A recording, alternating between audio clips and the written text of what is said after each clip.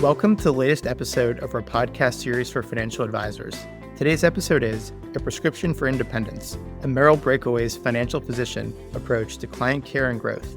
It's a conversation with Alex Markowitz, founding and managing partner of Alteri Wealth. I'm Louis Diamond, and this is the Diamond Podcast for Financial Advisors. At Diamond Consultants, we help elite advisors identify the right environment for their businesses to thrive, whether that's at a wirehouse, boutique, or independent firm.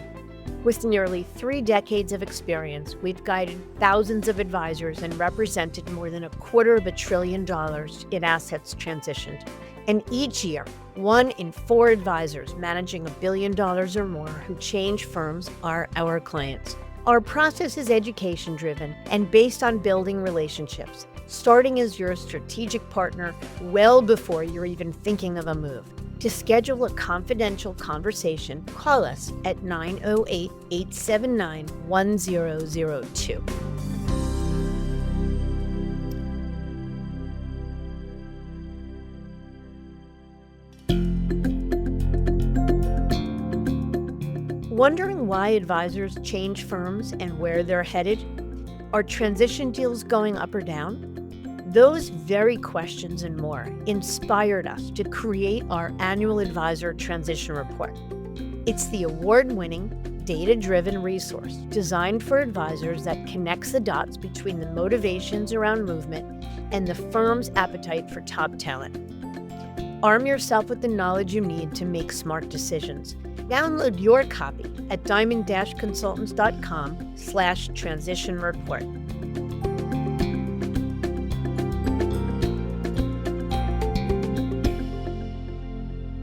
Not every advisor sets out to work in wealth management, and even fewer start in medical school.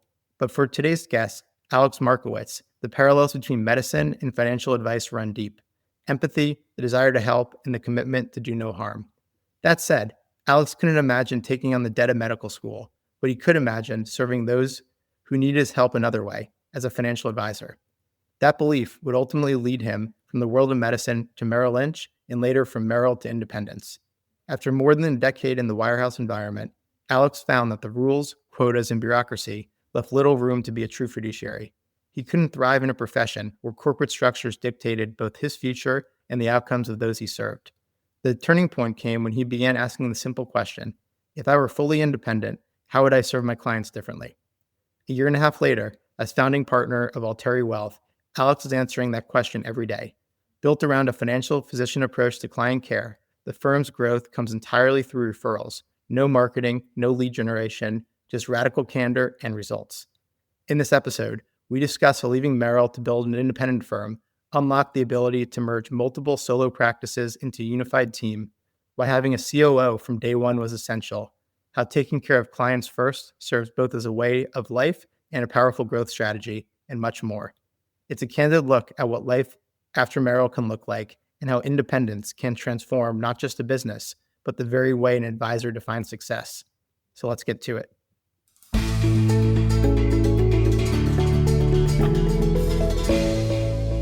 Alex, thanks for joining us today. Thanks for having me. I really appreciate it. Absolutely. I've been excited to speak with you. Been tracking your progress after seeing the big headlines when your team transitioned, and knowing you're also a big sports fan. We got lots to catch up on today in addition to business items. Sounds good. Let's start off with your origin story. You went to UC San Diego, you went to med school for a period of time, and then 13 years or so at Merrill before you decided to leave. Can you talk about your career arc and how you found your way into wealth management from the world of medicine? Yeah, sure. It is a very long answer, so I will condense it. My whole life, I thought I wanted to be a physician, right? I joke. My last name is Markowitz, so I was supposed to be a doctor. My first real word was phalange. So I don't know. I think my mom used to just read Grey's Anatomy while I was in my crib, right? So you go through the progressions, went to college, did everything I needed to do, went to medical school. 6 months in, I saw the future of healthcare. And you don't go into medicine for the financial rewards. You go into medicine for your true empathy and to help and to do no harm. Unfortunately, when you sit and do the math, right? I was looking at borrowing $500,000 at 8%. You don't go into medicine for the money, but the math has to math. And I used to always tell myself that I was going to live my 20s and 30s in my 40s and 50s. So I was going to sacrifice for later. And then when I really sat and did the math, it was more like sacrificing for my 50s and 60s. And I want to be a father. So the quality of life decision is what really made me decide to come home. So called my parents, told them I was coming home, and my mom, as you can imagine, went berserk, right? The quintessential Jewish mother wasn't having it. My dad gets on the phone and said, "Do you know what you want to do with your life?" And I said, "I do." And Lewis, I tell this to everybody, this is the God's honest truth. In that moment, on that phone call, my dad said, "Kid, as long as you love what you do, you'll never work a day in your life, but you got to make your mother and I one promise." And I said, "Yeah, what?" He said, "Promise me you're not going to be a stockbroker." And I just started cracking up. And he said, "What's so funny?" And I said, "I've got a job interview at Merrill the week after I come home." So how did I get there? I was that kid that just grew up watching CNBC. It was on in the background in my house, always. Again, Markowitz, right? So CNBC and the ticker tape was always there. And my dad would be getting ready in the morning, and I was just captivated by the reds and greens. And from my bar mitzvah, I got $5,200. My parents put it into a UTMA.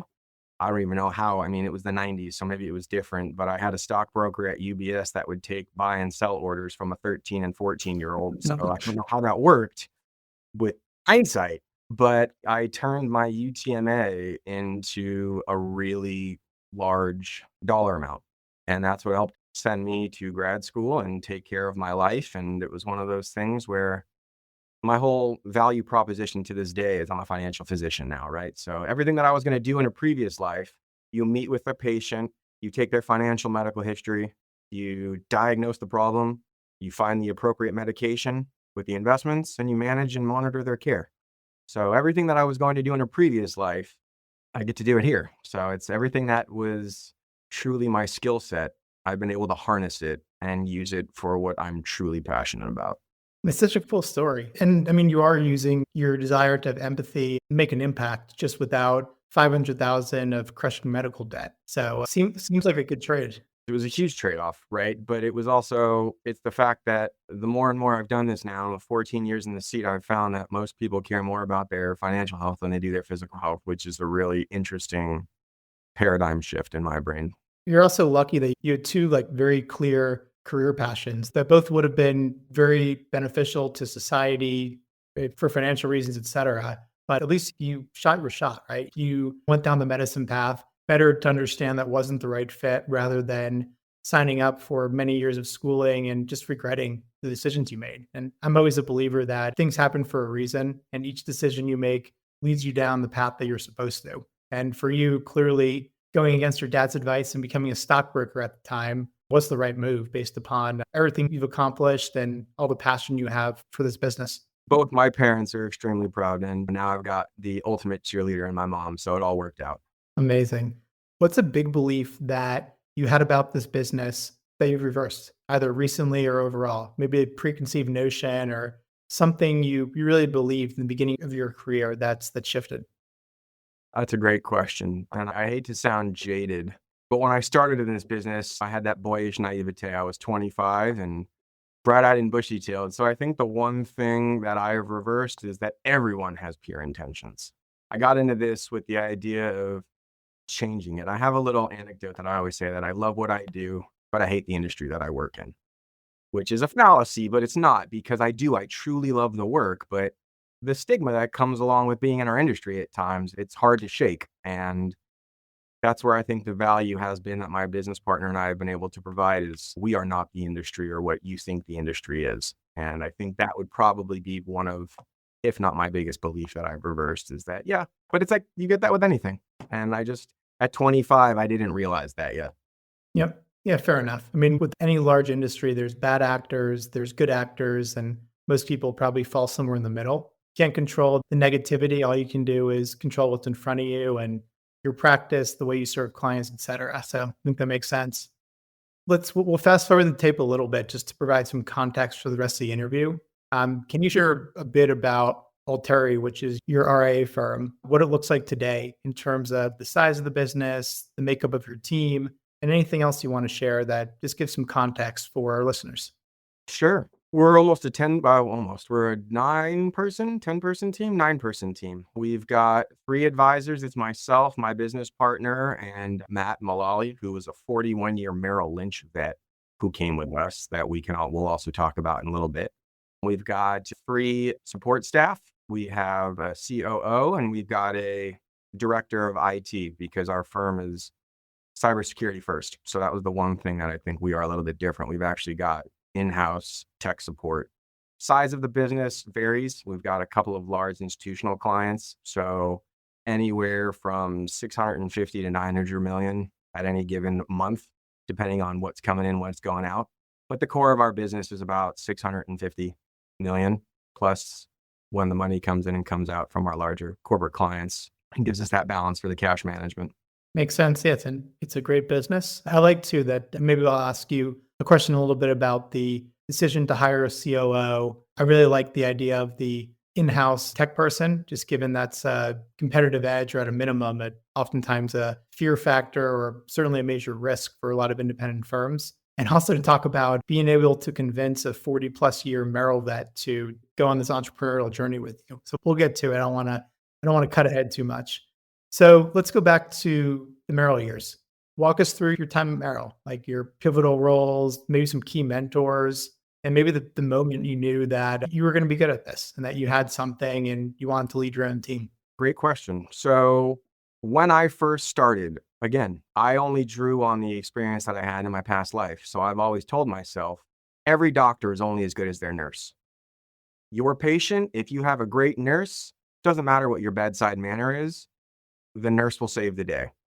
So I brought that same mentality to Merrill Lynch. Rather than starting in the training program right off the bat, I was an assistant for 2 years and I wanted to learn the business, and I worked for a really high powered team. So I got to see how the bigger teams do it day one. That for me was the greatest. And I would recommend it to anybody starting in the business if you want to do this on the sales side, right? For me, when I was in the Merrill Lynch training program, it was easy. I knew how to send wires. I knew how to journal money. I knew how to open up accounts. Where all of my peers were getting bogged down, I was just coasting through because get in front of people, do what I needed to do, open it up, follow through, rinse and repeat. So working as a full-time assistant before going into the PMD training program was the greatest training for me to get into that role. Started in the training program. That was arduous in and of itself. 492 people, I think, were in my hiring class, and I think 5 of us made it through the 3-year training program. So again, I don't need to tell you the stories. It's just my Merrill Lynch in the training program. It was an incredible training program. So started out as an assistant, made my way up to advisor. As far as mentors, I've got a couple. So Marty Rubin is a very close family friend of mine who's a serial entrepreneur, and he wrote a book called Selling Can Be Fun. And in there's a sentence that just said, never overlook an opportunity to act silly and have fun. And that was something that resonated with me because no matter senior vice president, managing director, whatever it is, whatever your title may be, you've got to be able to have fun. So his words of encouragement definitely helped me get through a lot. And then Martin Margarona was an admin manager at Merrill Lynch. He was a mentor of mine. He's the reason I'm in this industry because he helped me get through a lot of hiccups as a trainee, right? And that's the other thing. You got to have people on your side to help you. You can't navigate it on your own. And he was the guy who did a lot of heavy lifting and helped me navigate the labyrinth that is corporate America. And then last but not least, my business partner, Michelle Gruber, was a mentor of mine, was my big sister, was my best friend. And to be able to finally build a business with her was a dream come true. Amazing. I really like it's unique actually to hear that you decided you wanted to start off in an assistant capacity and looked at that as a leg up or an advantage before going into the training program. I think a lot of advisors would look at starting off as an assistant as being beneath them, or I want to be in a sales role. I completely agree. You learn the business from a completely different vantage point. You got to know the basics before you can do everything else. And it's probably a great way too to see firsthand what makes really successful advisors tick and learn the ins and outs of a successful practice. I think that is a good teaching or learning for anyone looking to start off is start at the bottom of the food chain, work your way up, learn some stuff before you're going out there and pitching your network and looking to make the big bucks. I also just wrote down that book, Selling Can Be Fun. one. It's short, little, it's itty bitty small, but it's a fun read. But I definitely, for those, it's always Dale Carnegie, and it's the books that are familiar. But this one was just one that really spoke to me because how Marty grew his business was very similar to how I grew mine. Very cool. Yeah, I know with our firm, my mom Mindy, the book that kind of set us on our course and it's required reading from any of our new team members is called Go Givers Sell More. So I'm sure there's similarities and differences, but it's just putting words to an approach that I think is really helpful and takes some of the stigma or the fear out of selling, which is pretty scary in its own right. Yep, that's definitely very true. I think also the moment you asked, one of the questions was the moment that I knew I could lead my own team, right? Or something to that effect. 2016 was the moment that I knew I had to do something. I never had aspirations of being Michael Jordan. I had aspirations of being Jerry Reinsdorf. So I was always coming from a different approach. I didn't need to be the guy that got all the trophies. I wanted to be the guy that got the guy. So I always had the vision of, well, that's not true. So it was actually you and Michael Kitces that really helped me. Your mom and you and Michael Kitces. Back in 2016, I started looking elsewhere because I was a junior on a team. I don't need to tell you how that story goes. I had 2 failed partnerships at Merrill Lynch. One, nepotism. I totally understand it. And I hope to God I have a child that wants to take over what we've built one day. But the other one was just one of those partnerships where it is what it is. But that's when I knew that I needed autonomy. I didn't know the independent world.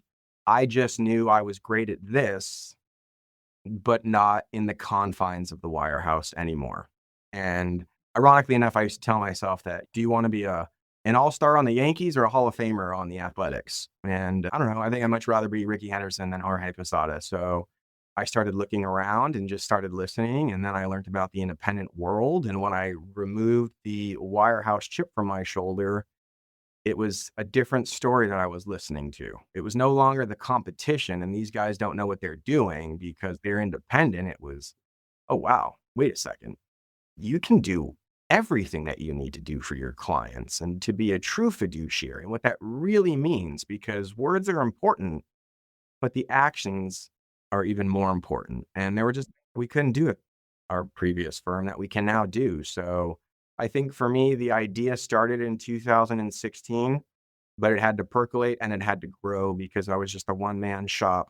And again, I didn't want to do this on my own. I wanted to do it with a team. So the idea was there, and then it just started to grow. Well, first, I'll sidestep your Yankee comment. I would always pick to be on the Yankees over anything. Personal bias. I do like that analogy.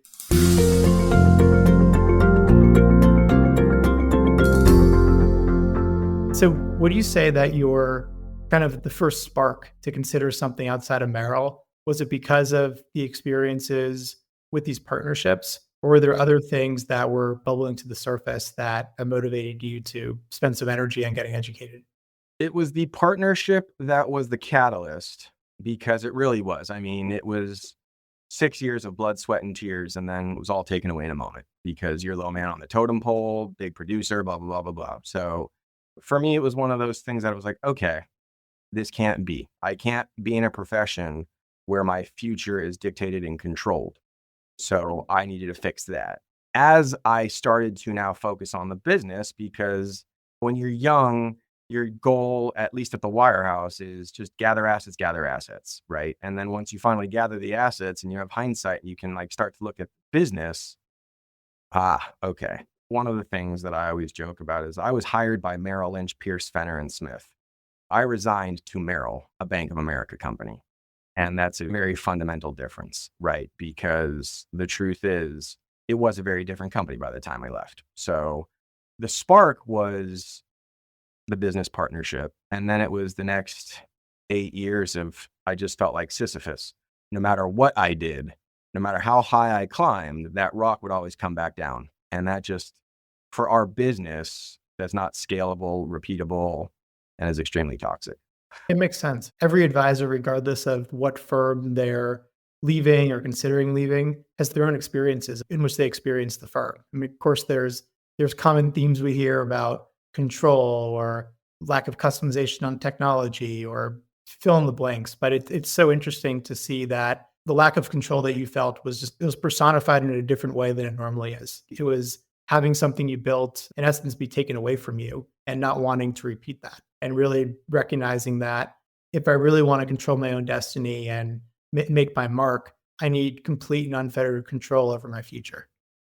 That's what it was about. And I had the tenacity to do it, right? Because I had to rebuild my business twice, right? Building a business once is hard enough. To have to rebuild it 3 times, having the 2 failed partnerships, again, I wouldn't change it for anything because it made me resilient. It made me learn how to power through. My grandfather was a Marine and he always said, forge ahead. So that's what really just allowed me to just put my head down and just focus on the task at hand, which has always been the client. So everything else was just noise. Well said. So were you and Michelle partners at Merrill, or did you forge this new partnership when you launched the firm? So this was all forged in around 2020. So here's the dynamic. Matt was a sole practitioner.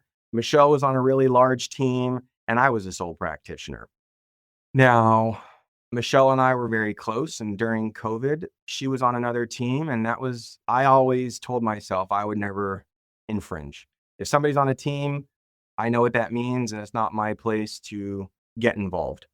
2020 rolls around, we're all trapped in our homes, and Michelle talked to her business partner. She can count it on one hand during the entire pandemic, right? So we're all working from home, and they barely talked. Michelle and I were talking almost every day. And through our conversations, we started to talk, and then I started to hear about her dynamics, and it was okay. Well, sign this piece of paper because I have an idea that I want to run by you, but I need you to contractually obligate yourself. So sign this NDA before I tell you what I'm thinking about.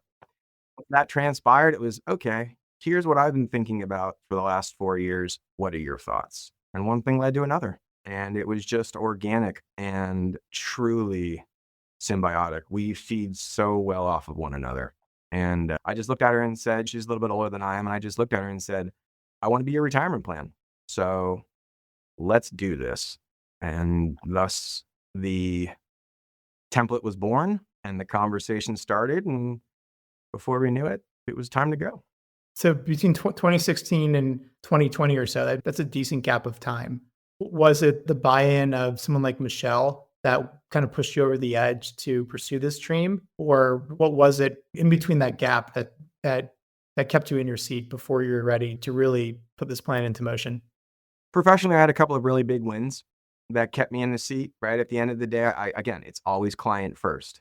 So I had some really ultra high net worth clients that came to me around 2018 where I needed Merrill. That's why you're there. So it was about the services and the products and the expertise. I needed to be able to leverage that. So I didn't want to do anything to harm my clients in the interim while they were going through the events that they were going through. I think the conversation really materialized with Michelle because I was able to now see a vision, right? So my business was built. It was pretty much secured, but I needed to make sure that a couple of things got taken care of before I could start thinking about me and my future. Yeah. Well, I think that shows, a little bias in this comment, but I think it shows the value of education. Like getting educated isn't an immediate signal that you're going to act upon what you learn or that you're unhappy or that you have to leave. But if you take things in on your own time, lets the vision develop more organically. And then you really, any advisors is in the catbird seat to dictate, is there enough that I'm experiencing to justify the pain and hassle of this change? And am I compelled enough by this vision or another firm or other resources that are available? So I think that's a really cool way that your thought process developed. And honestly, you did what probably most advisors do is it's easier to stay. I like your analogy of Sisyphus. Like it's much easier, I always say, to push a rock down a hill than up. So if you have some big wins, you got a big pipeline, you're growing, it makes it a lot harder to justify leaving. But it sounded like pandemic, having Michelle's buy-in and just the crystallization of her vision were the raw ingredients to make it happen. 100%. And again, this is something that I would tell any person listening to your podcast.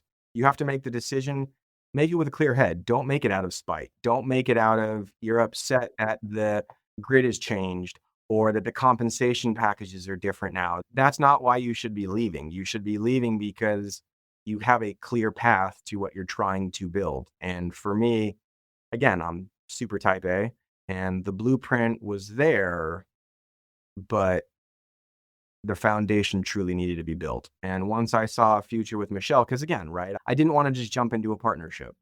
I needed to be very methodical about this because the partnerships at the wirehouse are loosey goosey.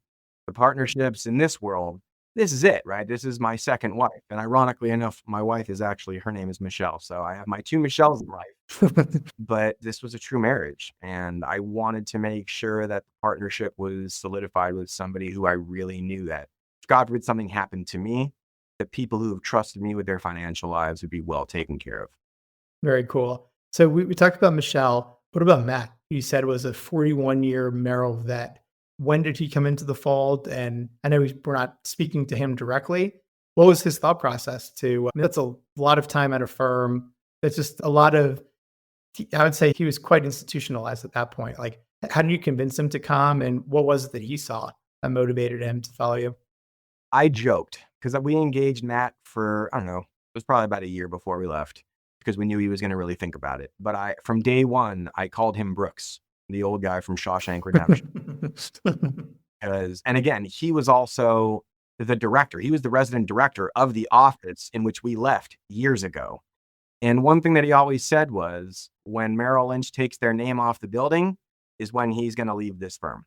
So 2021 rolls around and Merrill Lynch took the Merrill Lynch name off and put Bank of America up. So Michelle approached Matt and was like, so the name came down. What do you think? It was very difficult for Matt, but the reason why I think he was able to come with us was his daughter was Michelle's lead CA, was Michelle's lead assistant on her team. So she was coming with us. She saw a future with us. She saw her natural progression and trajectory. Just, Dad, I'm going with them and you should come. And I think what it really was, Michelle and I just sat and showed Matt the value of what this world looks like, right? CTP, you sell your business to somebody else who you may or may not know at the firm. These are these clients you've had for 30, 40 years. You're just going to leave them to somebody else. And in our market, there really wasn't anybody who he saw to have a natural progression to take over his family. He's always wanted his daughter to work with his clients in some capacity. So great. And that's the whole purpose of the family office that we've built here, because hopefully we'll get Brianne trained up and ready to go. And there will be a book of business waiting for her when her dad decides to retire. And the economics, if we're going to speak truly and candidly, and this world is very different, right? One thing that I think a lot of senior advisors at the wirehouses don't understand is, I mean, they understand it for their clients, but when you sell your business at the wirehouse, it's ordinary income. You sell your business to the firms out in this world, it's long-term capital gains. So that's a huge delta for somebody that's 70 years old and wanting to retire. And he trusted my business partner. He trusted me. He trusts his daughter. And it was literally, I mean, the night before we resigned, the night before, I can't do it. I can't do it. I'm going to stay here. And I said, Matt, you are a God-fearing man. You've told me this since day one. You just, at this point, you need to just jump and the rest will take care of itself. And ironically enough, he was very scared because, again, 41 years of drinking the Kool-Aid. I think he had a 94, 95% pull through. And that's somebody who genuinely thought nobody was coming. Yep, and that's common. I said to someone the other day that if every advisor knew with absolute certainty that they would bring, pretty much everyone would consider leaving. It's the kind of the fear of the long tail, that you're going to be the example. You're going to be the one that people talk about who didn't bring anything over, that keeps people where they are. Like, everyone's fairly risk averse at the end of the day. It's amazing to hear that progression, just how you got him engaged, what he saw, and even just the battle he felt internally to decide if this was right. What were some of your biggest concerns before you launched the business? Was it client portability? Was it the platforms wouldn't be good enough? Was it the amount of work or anything else? Fill in the blanks. I think the biggest concern was really the forging of three different teams into one big team. with the idea of we've got very different personalities and we're all at different tail ends of the spectrum, right? Matt's been doing this since before I was born. So you've got that personality. Then you've got Michelle, who's been in the business for 20 years. And then you've got me, who is a little bit more boisterous, if you will, vibrant. I bring a different personality as well. So I think my biggest concern was the meshing of all of that. Can we make this all work? And it's been incredible. The last 16 months has been truly a breath of fresh air. Amazing. It was a decent period of time ago, not that long. Do you remember what the elements of your due diligence process looked like? Like, even if you're not comfortable naming firms, just like the different types of things you looked at, and how you ultimately decided on the business model that you launched with. Yes. We had a couple of, as I told you, we got a couple of really big corporate institutional clients, right? So we do some cash management for some really large companies. It was always going to be between Fidelity and Schwab. That was it. We needed brand recognition. Our clients were institutionalized from Merrill Lynch. We've got 40-year vet with his clients, Michelle's clients. Before she was at Merrill, she was at UBS, right? So, and all of my clients have been conditioned from Merrill Lynch. So we knew that we needed familiarity. So there's nothing to say about the other firms out there, but it was between Schwab and Fidelity. And we ultimately went with Schwab after doing all our due diligence because it was the first time in my career, and this is not a paid advertisement for Schwab, but they are incredible. I mean, it was the first time in my life that I felt really a part of a team. I mean, when Michelle and I were transitioning, we went to our first Impact. Our badges said Merrill Lynch because we were still being courted. We had dinner with Walt Bettinger and Bernie Clark. I mean, we met the entire C-suite at Charles Schwab. I'm not meeting Brian Moynihan for dinner, right? Ironically enough, tonight I'm going to dinner with John Thiel. So in another life, that would have never happened. And tonight, John's in town, so we're having a little reunion. And it's like, it's a different space now. So it ultimately came down to Schwab and our team, like, not to plug, but anybody that's listening, if you're in the Southwest market, Barry Nicholson over at Schwab, if you've got a large team, what they did was really handhold us all the way through, and just true partnerships across the board. It was just our whole startup, everything that we did to launch, it was just so seamless. And I think that's a lot of people's really big concerns. What's that going to look like? Oh my God, we've got a lot of moving parts. This portfolio does this and that, and the muni bond income from this account pays their monthly mortgage. So what I can tell you is Schwab brought their A game. Our entire transition team was incredible. It was funny. One of my good friends left and went to UBS a couple months before we did.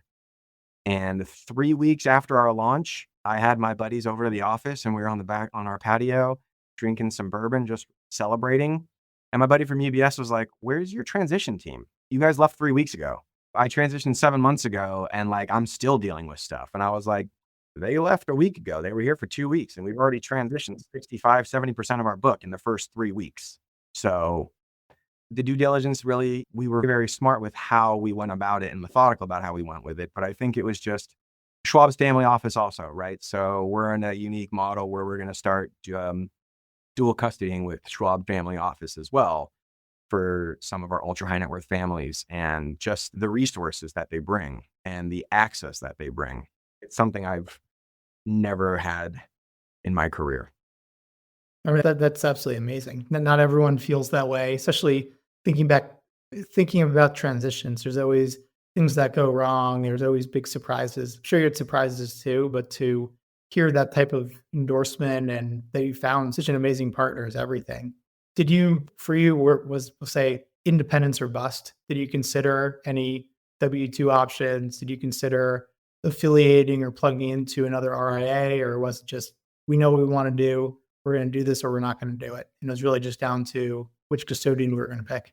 It was autonomy. Autonomy was the number. You looked on our list. It was, for us, it's altruism. From the client perspective, our core ideology starts with altruism. On the business side, our core ideology started with autonomy and altruism, right? So you say, in the beginning of this, you said that you liked the fact that we brought a COO. That was the one thing that Michelle and I, day one, at our first cocktail. Alex, I'm not a business owner. Michelle, I'm not a business owner. I don't want to run this thing. I don't either. I want to stick to what I'm good at. We will pay somebody a ridiculous amount of money and we'll grow into it so that they can take care of everything. For me to sit and try to figure out the ins and outs of Black Diamond, no way, man. It was great. And when we reached out to our peers, it was like, okay, yeah, this makes sense. This is really similar. And this is pretty cool that you could do this. But for all the heavy lifting, Michelle and I kept it all in house because, again, autonomy was everything. And that's the one thing that people have always asked. How did you build it? How did you build it?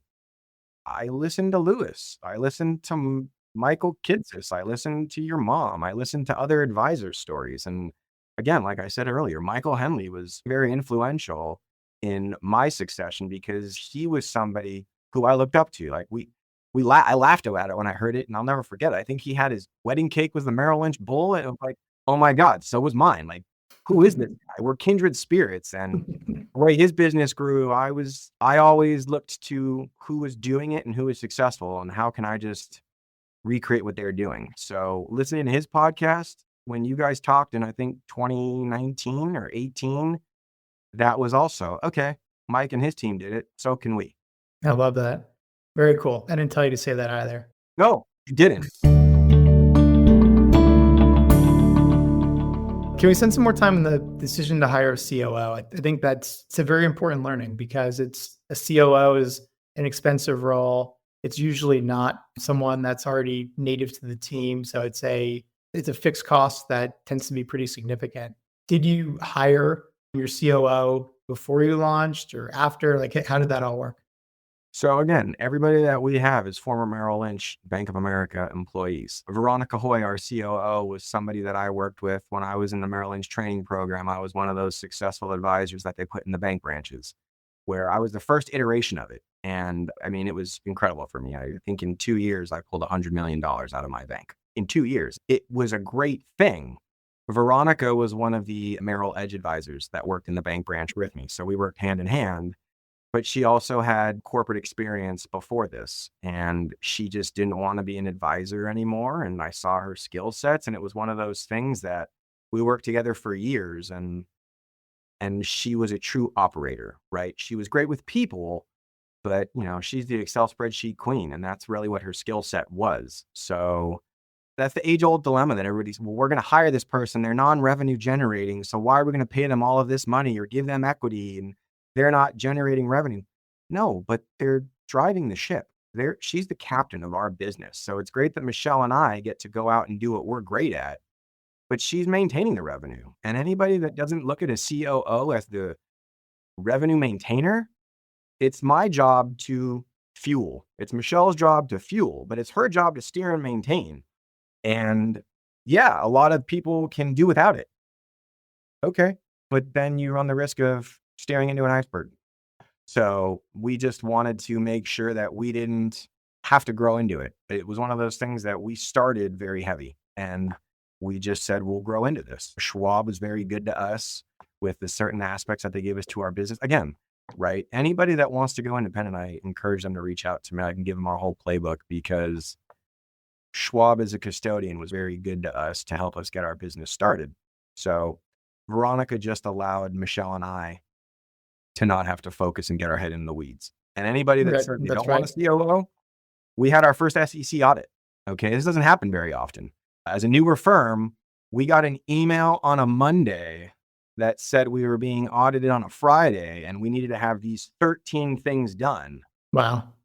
10 of the 13 things were already done before we even got the letter, because we also hired outside compliance. So we've got in-house compliance that we've got a full-time COO with the firm that we're working with. So they hand to hand in court in conjunction with Veronica, all that stuff was already done. So we passed our first SEC audit with flying colors, and that was a testament to her. There's no way Michelle and I could have, we could have done it, but to our own peril. So I would No doubt. Honestly, it's my experience too, is especially for the version of independence that you embarked upon. You either need to hire a COO or you need someone really competent at running a business within your team who you can elevate to that type of role. Like, to me, it's almost non-negotiable. Like, even if you don't want to pay the expense, it's that, or you're not going to be doing business development anymore, and all your time's going to be spent running the business. So I think that's a great way to frame it. Can you talk about how does your firm grow? Are there specific channels or niches you go after, or what's part of that growth playbook? That's funny. In all of my blazers, I have inscribed do good, get good. It's my own little thing. It's my own little credo. It's something I live and die by. Lewis, I've been in the chair for 14 years and I have built my business solely on referrals. It's not said with any arrogance. It's said with a tremendous amount of pride in that the families that we work with and for are so happy with us that they really do refer us. And that's not a sustainable business development model. Every time I talk to strategic business coaches, well, you can't always, what else are you doing? Yeah, we get 20 to 30 referrals every year and we close 95 to 100% of them. So if we're bringing on 20 to 30 families a year, strictly from referrals from our clients, what else do you need to get, right? So we do a lot of intimate events with our clients. The business really is about the client. No, I know we all say it. It really is. It's truly about doing what they need, because if they're successful and they're happy, then we're successful and we're happy, right? Do good, get good. It's funny how the more open you are with somebody and the more you are to listening to their wants and needs and then giving it to them, the reciprocity, it's almost innate. It comes back. You don't do it for the reciprocity, but it does come back. As far as niches are concerned, yeah, obviously I have an affinity for sports. So we've got a couple of athletes. Michelle works with successful women in entertainment specifically.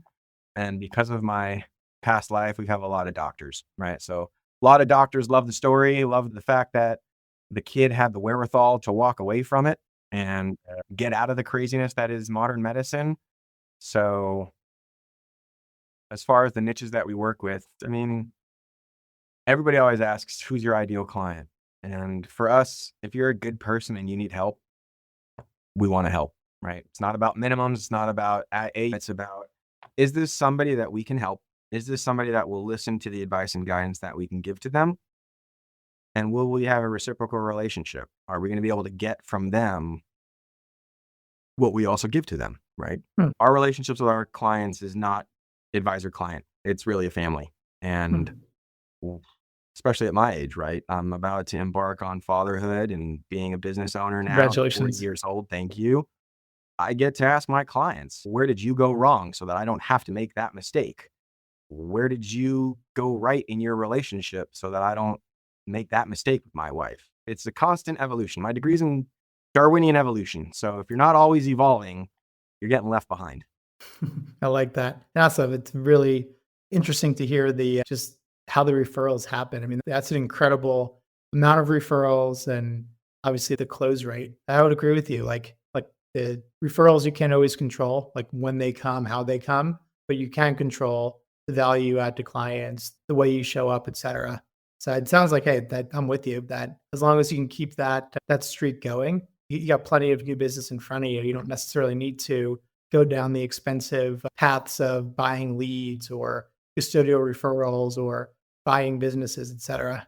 Lewis, if you're smart about it and you're methodical about it, right? Surprise and delight is something. One of my clients, today's their wedding anniversary. So a bouquet of flowers. Before we got on the podcast, I made sure that flowers were delivered, right? It's their 7-year wedding anniversary. So I wanted to make sure that they're going to have flowers today. 3 years ago, one of my clients was turning 75 and they were going on a cruise. And that's one thing that we always do. I always find out where they're going on their cruises. And there's always a bottle of champagne and chocolate covered strawberries in their room that says Bon Voyage. This particular time, I was a little bit more methodical. They were going with a group of 15 people to celebrate his 75th birthday. And 70th, I think it was 75th. And I sent a cake and 2 bottles of champagne to the table. And the waitress said, this is from Alex. And everybody at the table said, who's Alex? And my client said, that's our financial advisor. He does things like this. I got 3 clients from a cake. That's pretty cool. Because they called me and said, we don't get these things. And again, it's not the cake that wins you the business. It's the fact that wasn't a sales tactic. I didn't do it to try to get business. It was my way of just showing them love in front of their friends. Yeah. Ironically enough, it did work in my favor. It doesn't always necessarily happen that way, but For us, it's always do things for the client. How can we enhance the client experience? Michelle and I were emphatic, right? The week before we left, we took everybody to the Four Seasons, all of our staff. We went to the Four Seasons for a weekend and we got everybody rooms and spa treatments. And it was just see this experience because next week is really going to suck. And then the next 6 months will really suck after that. But we want the takeaway to really be this. The white glove service that you guys are getting for the next 48 hours, that's the service that you're going to be delivering for the next 15, 20 years. So embrace it, take notes. We're here to relax. We're here to enjoy, but this is also a homework assignment. And that was the one that we wanted to deliver was just a true bespoke white glove experience. Amazing. I had a couple more quick questions for you. What's something you spent a bunch of money on or an investment you made or a tactic you tried that just didn't work? There were a couple of consultants that we met through Impact or Future Proof or through our peers where it was like, oh, okay, yeah, this person would be fantastic. And you go through and you pay them their $50,000 consulting fee for the 8-month engagement. And then it's just like, wow, man, ChatGPT really it came out at the right time. And then you start going, well, what are we paying them for that I can't just do with an LLM at 2:00 in the morning going down the rabbit hole? Now, that's not the case for everybody, right? Some of our consultants were incredible, but when you are going to build this, be methodical with who you talk to and who you leverage to give you the support to help you lift out said business. But I Well will tell said. you, I mean, I'm going to give you kudos also because I really do. This is something that I want to commend to you guys. Last week was really big, right? With what you guys have done with Open Arc and what that's going to mean for our industry. That's a testament to you guys. And I would tell anybody listening to this podcast, reach out to the Diamond family because they know everybody. And if you guys can help uplift one of the largest, most complex teams in the wealth management space, you guys already have the blueprint. So I'm really excited for future independence because what you guys have done, it's incredible, right? Like I joke when I saw the headlines and I saw that they chose Schwab and I saw that they are working with Sherrill and I saw that they're using Black Diamond. It was like all the same people that we talk to and all the same stuff that we're using, they're doing it too. And it's just like anybody can do this. And if you are feeling downtrodden and you're feeling like Sisyphus, I promise you're not institutionalized. And no matter what you think, even if you took 70% of your business, if you sat there and really did the math, if you took 70% of your business in this model, you'd probably still be net ahead because you now are owning it on your own. So don't ever let your personal bottom line be the reason you don't make this decision, because that was the one thing that Michelle and I always said. It's not about the money. The money will come, right? It's about the autonomy and finally being at a place. One thing I didn't speak to was you asked, where did I feel like my values were misaligned? And Glass-Steagall is what really did it for all of us, right? Because we could talk about all the things that went wrong during the financial crisis, but if you want to be a true fiduciary, you cannot be managed by net interest income while serving the needs of your clients. It's just a fundamental conflict of interest. So if you want to sit there and say you're a true fiduciary, okay, but then you devalue what that word really means because you're not doing everything that you're supposed to be doing. So for us, it was just, we've got to make the decision to rip the Band-Aid off and to just take the jump and see where it lies. And we all did. And flash forward, it's now been a year and a half. We had a greater than 90% pull through on all of our relationships. And while we were in the last 15 months, we've brought on 17 new families. Amazing. While we're transitioning, it was, hey, right, meet Alex and Michelle. And that was the other great thing, right? Where I've had clients that now I have a female business partner. And it's like, again, I can be very boisterous at times. So Michelle's soft-spoken personality is a very, very nice complement to my very gold personality, if you will. A great partnership.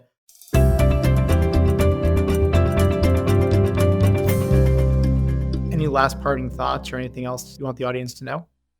If you're really on the fence, that means you should do this.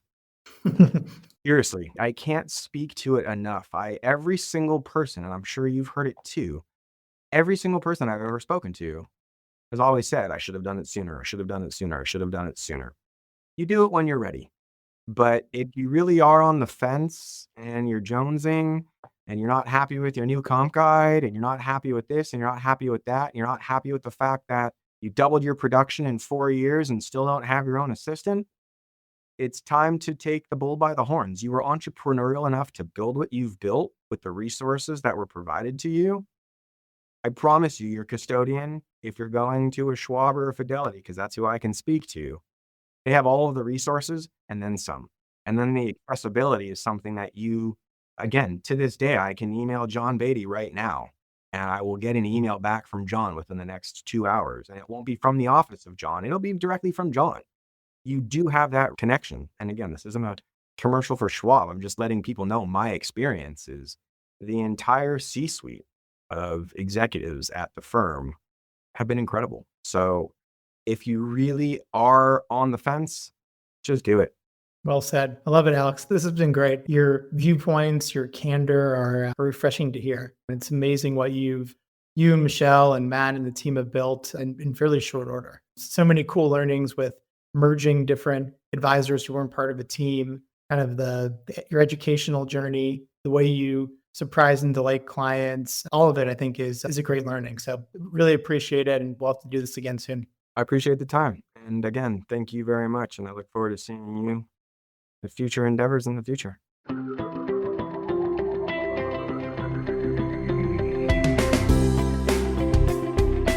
As a financial advisor, you hold yourself to the highest standards of integrity, honesty, and credibility. You are successful because you take your professional responsibility seriously and are dedicated to your clients. But are you living your best business life?